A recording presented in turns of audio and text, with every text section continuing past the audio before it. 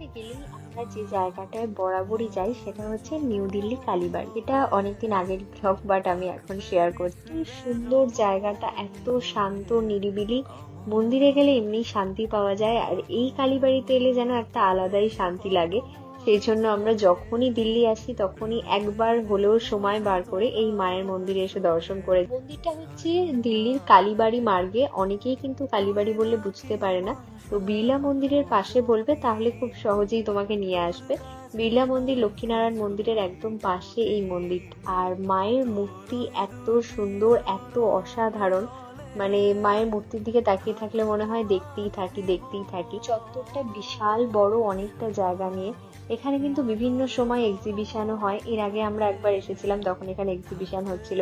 দুর্গাপুজোর সময় দুর্গাপুজো হয়। মানে গোটা মন্দিরটা সব সময় জমজমাট থাকে, বাদ বাকি সময় ভীষণ শান্ত।